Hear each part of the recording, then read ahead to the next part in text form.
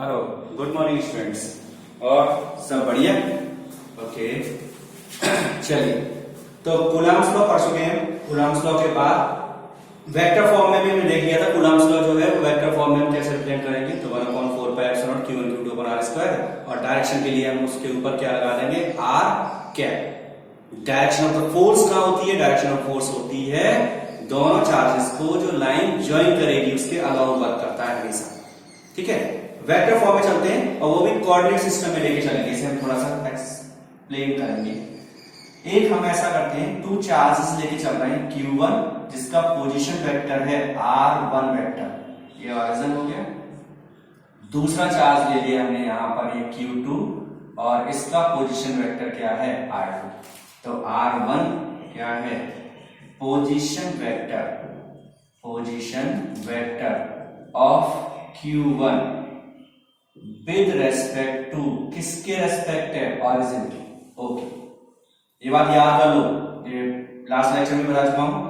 Tell जहां होगी उसके रेस्पेक्ट होगा, हेड होगी उसका पोजीशन वेक्टर होगा।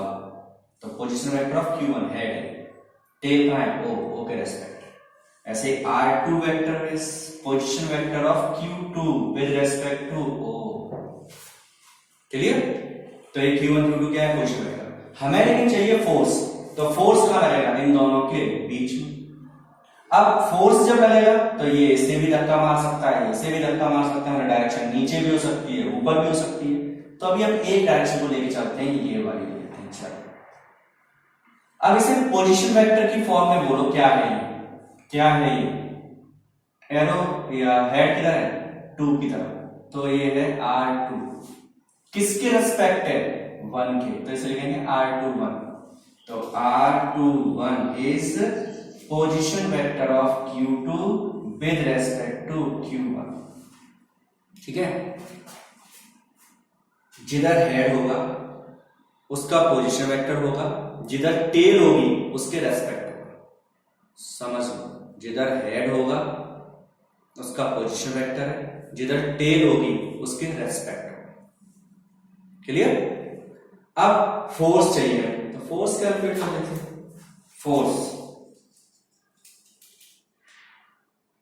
इसी के according, force on charge q2 with respect to, या फिर लिखो due to, force on charge q2 due to charge, due to charge q1। Force on charge q2 due to charge q1। ठीक है, अब force चाहिए ना q2 का, इसे देखो कैसे लिखेंगे, F किस पर फोर्स चाहिए, 2 पर, पहले 2 किसकी वजह से चाहिए, 1 की वजह से, बाद में लिया vector 1/4πε0 q1 q2 upon r square. लेकिन अब r नहीं है, यहां कौन है, r21। और वेक्टर बनाने के लिए क्या करेंगे हम, r21 पर क्या लगा देंगे, कैप। ठीक है, तो ये कैप क्यों लगाया है, डायरेक्शन को शो करने के लिए। यूनिट वेक्टर है, यूनिट वेक्टर का मैग्नीट्यूड 1 होता है, तो केवल ये डायरेक्शन बता रहा और कुछ नहीं बता रहा। ठीक है, इसे आगे एक्सप्लेन कर देते हैं। ए वेक्टर किसके इक्वल होता है, a cap, unit vector a is equal to a vector over a. So F21 is equal to 1/4πε0 q1 q2 upon 1/4πε0 q1 q2 upon r21 पर पावर कितनी आएगी, 3, एंड r21 पर वेक्टर। ये हमारे पास formula है F21 का। ठीक है, अब थोड़ा सा 11वीं क्लास में चलते हैं। 11वीं क्लास में से लाते हैं, ट्राइंगल लॉ पढ़ा था हमने। ट्राइंगल लॉ ऐसे पढ़ा था हमने, ऐसे पढ़ा था, ए वेक्टर, बी वेक्टर और सी वेक्टर। इसमें क्या था, ट्राइंगल लॉ याद है किसी को? तो ट्राइंगल लॉ में क्या था, बोलो भाई, माइंड में सेट करो। हाँ, क्या था ट्राइंगल लॉ? ट्राइंगल लॉ में क्या था, जो सेम डायरेक्शन में साइड्स होंगी वो ऐड होंगी, और जो अपोजिट डायरेक्शन में होंगी वो उसका रिजल्टेंट है। तो इसमें सेम कौन कौन है, एक ही डायरेक्शन में चलते हुए डायरेक्ट सेम बी और सी, और ए अपोजिट है, बी सी और ए उल्टा चलेंगे, तो ए इसका रिजल्टेंट है। ये क्या है, रिजल्ट है। तो हम इसे लिख सकते हैं a vector is equal to b vector plus c vector. ये 11th क्लास से आता है। इसी को नोट करके इसे देखो, एक ये वेक्टर, एक ये वेक्टर, एक ये, इनमें देखो रिजल्टेंट कौन है,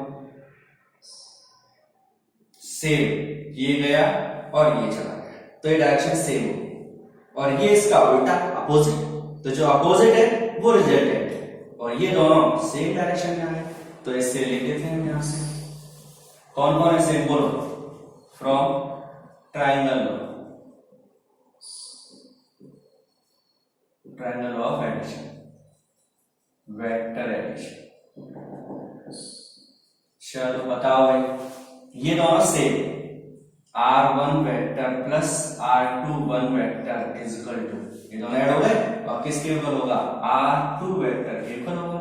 r21 r1 का जाएगा तो क्या मिला, r2 vector minus r1 vector, r21 vector is equal to r2 minus r1 vector. इसे हम यहां यूज कर सकते हैं, तो हमारे पास फॉर्मूला क्या आएगा, F21 is equal to 1/4 pi epsilon naught Q1 Q2 upon R21 की जगह पर क्या लिखेंगे, R2 vector minus R1 vector लेंगे, तो वेक्टर हो गया।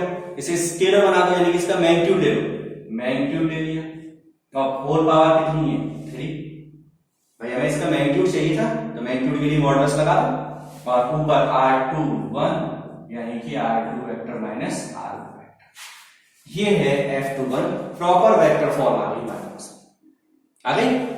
इसको डायरेक्ट F12 बना सकते हैं हम लोग, बदलते जाओ 12 को, 1/4 pi epsilon naught Q1 Q2 upon R1 vector minus R2 vector whole power 3 और R1 माइनस R2 हो गया।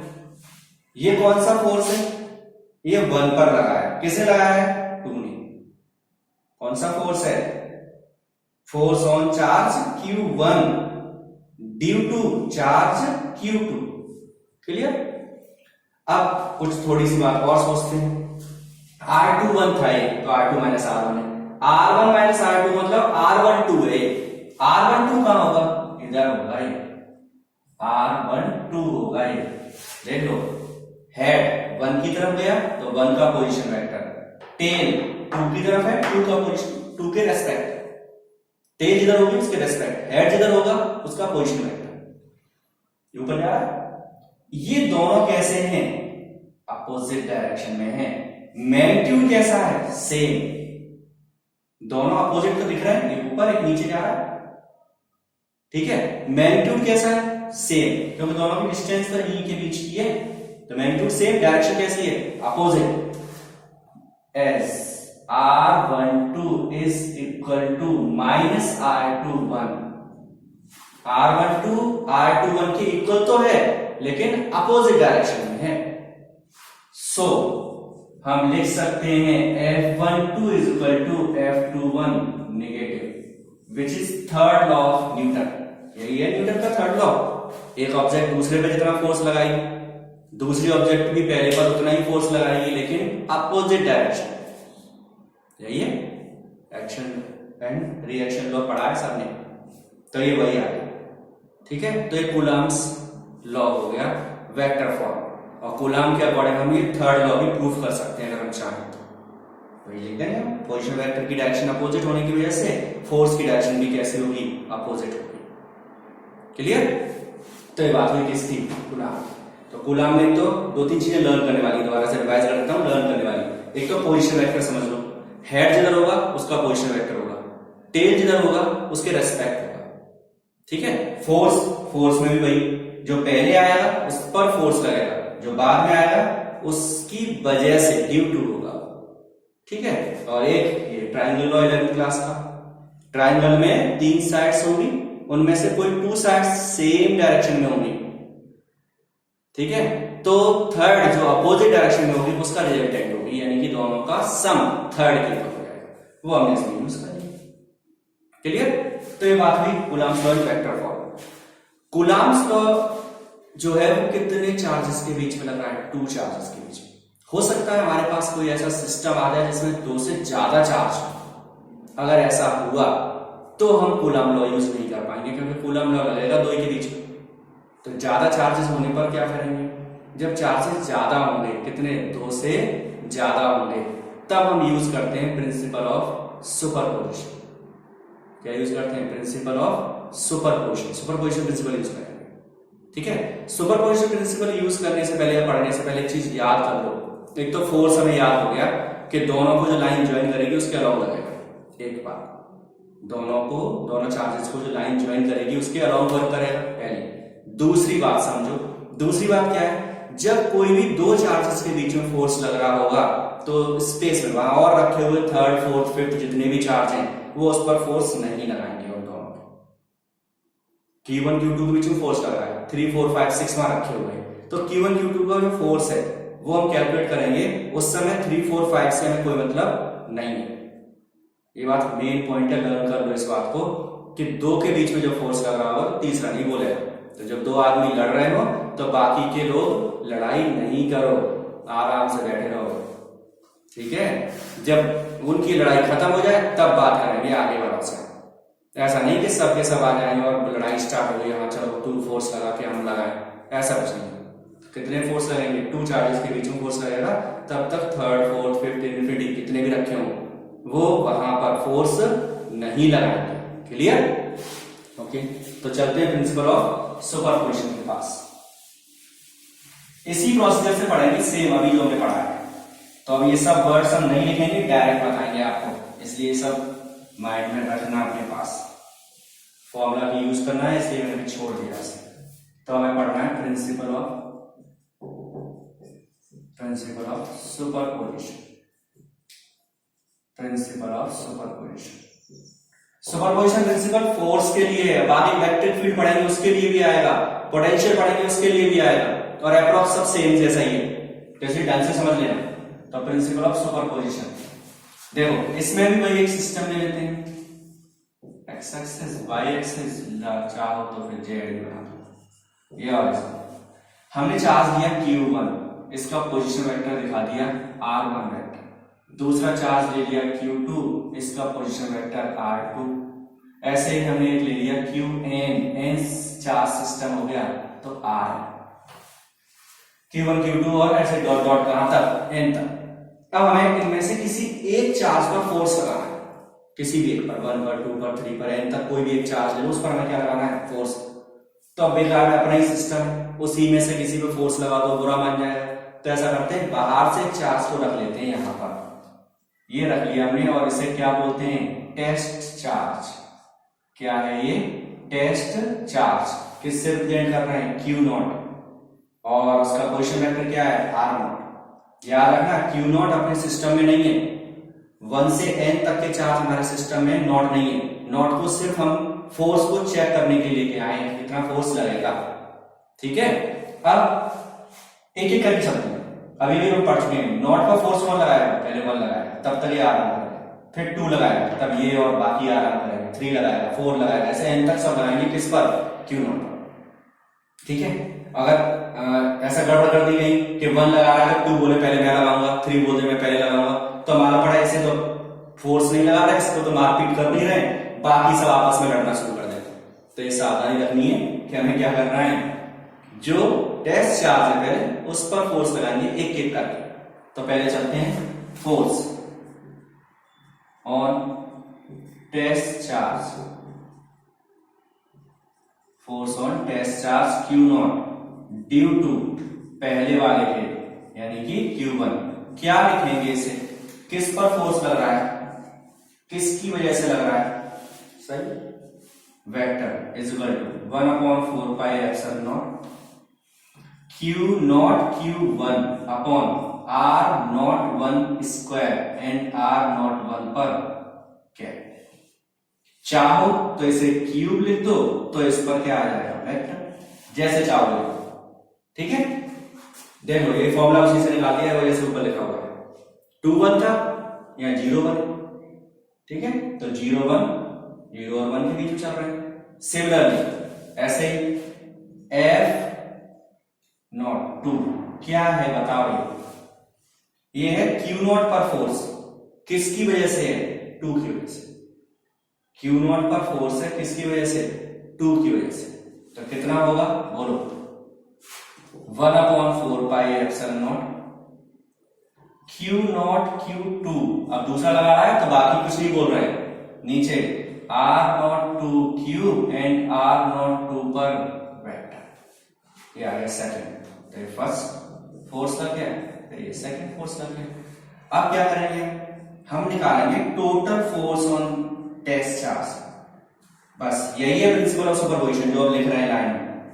प्रिंसिपल ऑफ सुपरपोजिशन ये कहता है कि कोई भी सिस्टम है, उस सिस्टम में जितने भी चार्ज होंगे वो जो टेस्ट चार्ज है उस पर जो फोर्स लगाएंगे वो अलग अलग इंडिविजुअल फोर्सेस के वेक्टर सम के इक्वल होगा। Force on any charge in the system will be equal to the vector sum of individual forces applied by the remaining charge. जितने बचे वो सब एक एक करके इंडिविजुअल फोर्स लगाएंगे, उन सब का क्या है ये वेक्टर सम। तो यही है प्रिंसिपल ऑफ सुपरपोजिशन। न्यूमेरिकल्स में इसी का यूज करेंगे डायरेक्ट, जो अब डेरिवेशन करेंगे उसका यूज कहीं नहीं करेंगे, वो तो डेरिवेशन में ही यूज करेंगे, बस इसी का यूज करना है। एक चार्ज ले लेंगे, एक ने लगाया दो ने लगाया, जितने दिए होंगे उन सब का वेक्टर सम मतलब डायरेक्शन के साथ ऐड कर देंगे। वेक्टर सम का मतलब क्या है? डायरेक्शन के साथ में ऐड कर देंगे हम उसे, ठीक है। अब चलो आ जाओ, F0 1 की वैल्यू क्या है? 1/4 pi epsilon naught Q0 Q1 और R0 1 पर Q और R0 1 पर vector plus 1/4 pi epsilon naught Q0 Q2 R0 2 का Q और R0 2 पर वेक्टर, ठीक है। ऐसे ही आगे चल देते हैं, इसी के आगे लिख देते हैं, हटाओ इसे।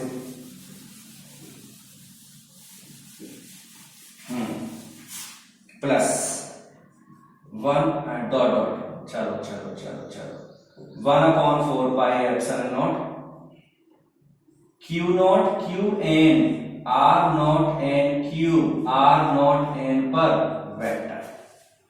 ये आ गया total force on the test charge. इसके बाद हम इसे अब सिग्मा समेशन में चेंज कर, किसमें चेंज कर रहे हैं? समेशन। सिग्मा में चेंज करने का प्रोसीजर ढंग से समझ लो। F0 vector is equal to sigma लगाओ, ठीक है। और हर एक टर्म में से जितने टर्म है तुम्हारे पास, उन सभी टर्म में से वो वैल्यू लिखो यहां पर जो सभी में हो। तो सभी में जो है वो लिखो। एक तो 1/4 पाई एप्सिलॉन नॉट ही है सब में, 1/4 पाई एप्सिलॉन 1/1 सब में आए, ठीक है। देखो Q0 भी सब में आ रहा है, तो Q0 फिर इसके बाद Q आ रहा है 1 है, ये 2 है, ये 3 है, ये n है, तो हमने वो छोड़ दिया। नीचे क्या आ रहा है? R3 तो आ रहा है, R0 आ रहा है, 1 2 चेंज हो रहा है, R0 आ रहा है, ये चेंज हो रहा है, और R0 1, ठीक है, फिर 2 फिर 3 फिर n, ये भी चेंज हो रहा है। इस पर क्या है? वेक्टर। तो ये छोड़ दिया, जो वेरी कर रहा है उसे छोड़ दिया। Q0 Q1 R0 1, ठीक है। तो उसमें से क्या था? Q0 तो सब में वो लिख दिया, Q सब में है वो भी लिख दिया, 1 2 3 छोड़ दिया। ऐसे ही R0 Q है, 1 छोड़ दिया, 2 छोड़ दिया, 3 n तक छोड़ दिया। अब क्या करेंगे हम? इसे जो छोड़ दिया उसे कंसीडर कर लो, क्या है? I है सपोज, क्या है वो? I, और I की जो वैल्यू है वो 1 से कहां तक है? n। I है, I की वैल्यू 1 पुट कर दो तो हमारे पास पहला वाला टर्म आ जाए। I की वैल्यू 2 पुट कर दो तो सेकंड टर्म आ जाएगा। I की वैल्यू 3 और कहां तक पुट कर दें? n तक, तो nth टर्म आ जाएगा हमारे पास। क्लियर? अब लेकिन ये किस पर फोर्स लग रहा था? टेस्ट चार्ज पर। टेस्ट चार्ज सिस्टम में नहीं था, तो हम क्या करेंगे? फोर्स ऑन कोई भी j पार्टिकल ले लो, j charge, force on j charge in the system. System में से ही हमने कोई एक चार्ज ले लिया है j, तो हम इसे लिखेंगे, इसमें से नॉट की जगह पर j लगा दो, आंसर आ जाएगा। F वेक्टर क्या है? j is equal to sigma i is equal to 1 to n 1/4 pi epsilon nought q j q i upon r j i q r j i पर। ठीक है, इस फॉर्मूला में केवल हमने क्या किया है, उस नॉट को, डैश चार्ज को हटा के इस सिस्टम में से कोई जेथ पार्टिकल या जेथ चार्ज ले लिया है, उस पर हमने फोर्स लगा दिया। ये एप्सिलॉन नॉट में ये नॉट डैश चार्ज वाला नहीं था, इसलिए इसे मैं चेंज कर दिया। इसके साथ साथ एक काम और है, वो क्या कि I is not equal to J. फोर्स जब हम जे पे निकाल रहे हैं तो जे पे तो फोर्स लगाएगा, ऐसा तो आ नहीं सकता है यहाँ पर 1 1 या 2 2 या 3 3 आ जाए, ये नहीं हो सकता। 1 पर 2 लगाएगा, 3 लगाएगा, 4 लगाएगा, 3 थर्ड पे 1 लगाएगा, 2 लगाएगा, फिर फोर्थ लगाएगा फोर्स। तो फोर्स जो लगेगा वो सेम पार्टिकल या सेम चार्ज सेम उसी पर नहीं लगा सकता। क्लियर? तो हमें ये प्रिंसिपल ऑफ सुपरपोजिशन तैयार होगा। तो प्रिंसिपल ऑफ सुपरपोजिशन है यही, ये लाइन क्या है, टेस्ट चार्ज पर जो टोटल फोर्स, यानी किसी भी सिस्टम में कोई भी एक चार्ज है उस पर जो टोटल फोर्स लगेगा वो रिमेनिंग चार्ज पर जो फोर्स होंगे, रिमेनिंग चार्ज की वजह से जो इंडिविजुअल फोर्सेज होंगे उनके वेक्टर सम के इक्वल होगा। तो ये बात हुई प्रिंसिपल ऑफ सुपरपोजिशन। क्लियर? समझ लो।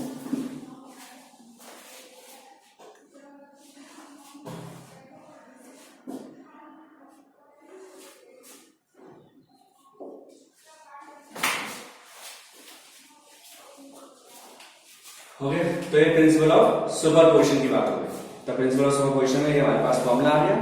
ठीक है, अब इसके न्यूमेरिकल्स भी होंगे, प्रिंसिपल ऑफ सुपरपोजिशन के न्यूमेरिकल्स भी होंगे।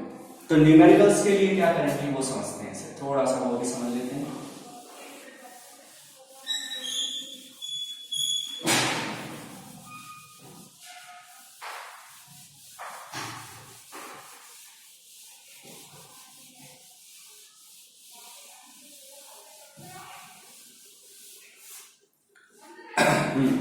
तो प्रिंसिपल ऑफ सुपरपोजिशन पर बेस्ड न्यूमेरिकल्स में स्टार्टिंग करते हैं सिंपल से न्यूमेरिकल, ये क्वेश्चन लेते हैं सिंपल सा। जैसे सपोज हमारे पास चार्ज है Q1 Q2 और ये Q3। Total distance suppose they रखी है 2 सेंटीमीटर, ये दे रखी है 6 सेंटीमीटर। ठीक है, और Q1 Q2 Q3 तीनों ही इक्वल है, सपोज 20 माइक्रोकूलम। ठीक है, तीनों, और कैसे हैं, पॉजिटिव। ये A, ये B और ये C। फोर्स चाहिए हमें B पर। किस पर फोर्स चाहिए? B पर। तो B पर फोर्स कौन लगाएगा? B पर फोर्स लगाएगा A भी लगाएगा, C भी, अलग अलग। B पर पहले A फोर्स लगाएगा, फिर B पर कौन लगाएगा? C, और फिर हम डायरेक्शन देखेंगे और डायरेक्शन के अकॉर्डिंग ऐड करते हैं। वेक्टर सम लेना है तो डायरेक्शन के अकॉर्डिंग ऐड करेंगे। तो चलो, दोनों तीनों चार्ज कैसे हैं, इससे पॉजिटिव, तो क्या होगा, रिपल्सन। समझना, बी को सोचो, केवल बी को सोचना, किसी को मत सोचना। बी, ए और बी के बीच में फोर्स लगेगा, रिपल्सिव होगा। ए बी को क्या मारेगा, धक्का, तो बी कहां जाएगा, दूर, रिपल्सिव है, तो ये बी गया इधर, फोर्स बन गया एफ बी ए। समझ लो, बी पर ए ने फोर्स लगाया, रिपल्सन किया, दूर भगा दिया, तो एफ बी आ गया। बी पर अब सी फोर्स लगाया, सी भी पॉजिटिव, बी भी पॉजिटिव, फिर से रिपल्सन है, धक्का पड़ेगा, दूर जाएगा, इधर एफ किस पर, बी पर, किसकी वजह से, सी की वजह से। अब हमारे पास अगर देखें तो एक फोर्स ये आ गया एफ बी ए, और एक फोर्स इधर आ गया एफ बी सी। किसके लिए, बी के लिए।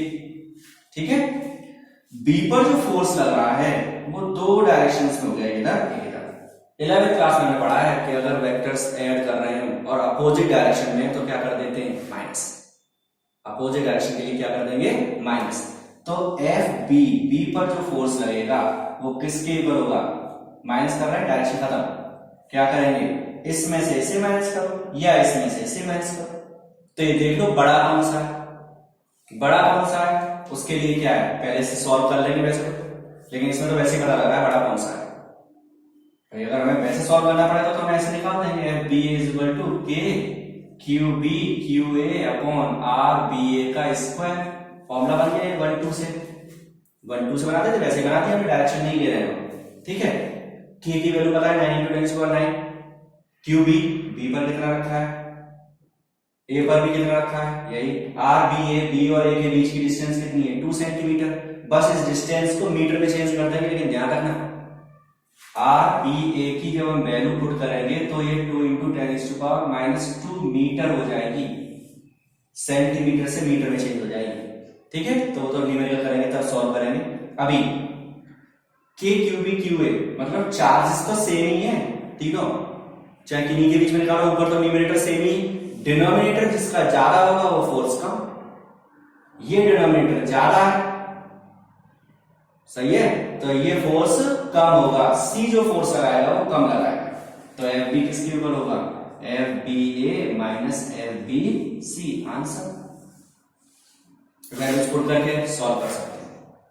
ठीक है, तो सुपरपोजिशन प्रिंसिपल से सॉल्व होगा, बी पर फोर्स पहले ए ने लगाया, बी पर फोर्स सी ने लगाया, आ गया आंसर। ठीक है, ये तो लीनियर चार्ज रखे हुए थे इस तरह से, ऐसा भी हो सकता है कि चार्ज ऐसे रखे हो तीन, Q1 Q2 Q3 A B C, ये भी 2 सेंटीमीटर, ये भी 2 सेंटीमीटर, ये भी 2 सेंटीमीटर, और पूछ लिया फिर से वही, हम चलो C पर निकालते हैं, C पर फोर्स, तो C पर फोर्स कौन लगाएगा, A लगाएगा और B लगाएगा। फोर्स लगता कहां है, the line joining the two charges, along the line joining the two charges, तो C पर लगाओ फोर्स, C पर A ने फोर्स लगाया, सेम चार्जेस ले लो, तो इसने क्या किया, रिपल्सन, ये भाग गया C दूर, क्या है ये एफ सी ए। ठीक है, B ने भी लगाया, सेम चार्ज है, बी सी को क्या मारेगा, धक्का, कहां जाएगा, दूर, ये गया दूर, एफ सी बी। अब अपोजिट डायरेक्शन है नहीं, जैसे इसमें था, सेम होती तो ऐड कर देते, तो यहां पर हमें क्या करना पड़ेगा, यहां पर हमें रिजल्टेंट वाला, वेक्टर रिजल्टेंट वाला फॉर्मूला लेना पड़ेगा पैरेललोग्राम से। याद है पैरेललोग्राम का फॉर्मूला, R = अंडर रूट में a² + b² + 2ab cos theta, ये फॉर्मूला। F किस पर, C पर, अंडर रूट, यही फॉर्मूला चेंज कर रहे हैं, कौन कौन से फोर्स हैं, FCB², FCA², 2FCB FCA cos, ये देखो 60 है, मिल गया 60 सबको। इक्विलेटरल ट्रायंगल है ये, तो एंगल कितना होगा 60, तो ये एंगल भी कितना होगा 60, यानी कि दोनों के बीच में जो एंगल होगा वो यहां रखेंगे। FCA और FCB की वैल्यूज वही के Q1 Q2/r² से निकाल लेंगे, वैल्यूज को पुट करेंगे, आंसर आ जाएगा।